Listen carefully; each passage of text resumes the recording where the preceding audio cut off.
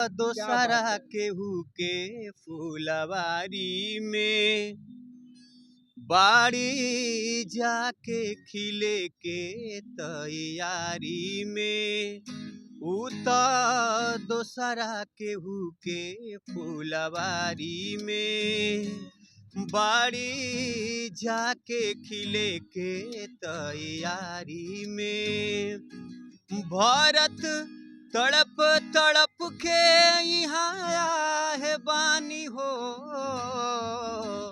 भारत तड़प तड़प के यहाँ आया है बानी हो एह दुनिया में प्यार के जैसन हमहू त कइले गुनाह बानी हो एह दुनिया में प्यार के जैसन हमहू त कइले गुनाह बानी हो। क्या बात है। हम चाहें कि थोड़ा सा आप सुना दीजिए ना कुछ हो तो। हाँ, और दोनों लोग गा दीजिएगा उसमें, अच्छा लगेगा। तो गीत याद नहीं है। अरे कोई कलाकार है, आपको गीत तो बना दीजिएगा। हम तुहरा वाह, क्या बात। प्रीतिया में दिल के दुनिया लुटा दिल बानी क्या बात है, क्या तू माना न माना ये रानी तू माना न माना ये रानी तोहके आपन बना ले बानी हम तोहरा प्रीतिया में दिल के दुनिया लुटा दिल बानी जी अब न जिंदगी अलग हो के तोहसे ऐसन इरादा हमार बा दुनिया बदल जाई नहिया न बदले तोहसे ई वादा हमार बा अपना मन के नगरिया में लुटा दिल बानी अपना मन के नगरिया में तुहर मूरत बसा ले बानी तू मानो न माना ये रानी तोह के आपन बना ले बानी हम तोहरा प्रीतिया में दिल के दुनिया लुटा दिल बानी। क्या बात है। देख सकते हैं ये जो है ऋतिक दुबे जी और हरिओम यादव जी हैं, और ये गिटार और कहीं ना कहीं कितना प्यारा बजा रहे हैं।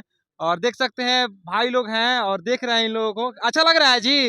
हाँ, अच्छा लग रहा है ना। हम चाहेंगे गाना और सुनाइए ना भैया। बानी या भागा हम दगा नहीं खिदेले क्या बात। मोहब्बत में यार के सजा नहीं खिदेले भले ले लाना हमर परान जी इहे अर्जी करी है भगवान जी हमर जान के रखी है बढ़िया हाल में भर्ती बसदर अस्पताल में है भर्ती बसदर अस्पताल में इहे अर्जी बटे हे राम जी बस यतन कराए गो काम जी हमर जान के रखी हो बढ़िया हाल में भर्ती बसदर अस्पताल में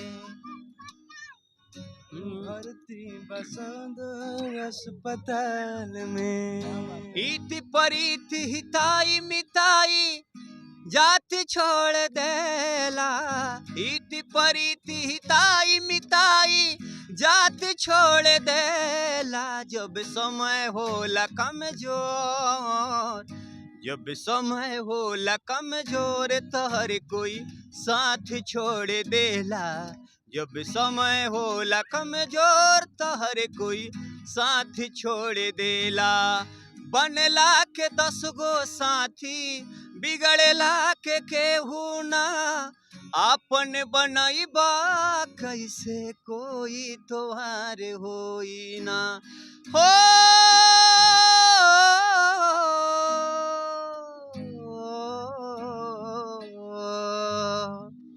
बनला के 10 गो साथी बिगड़ला के केहू ना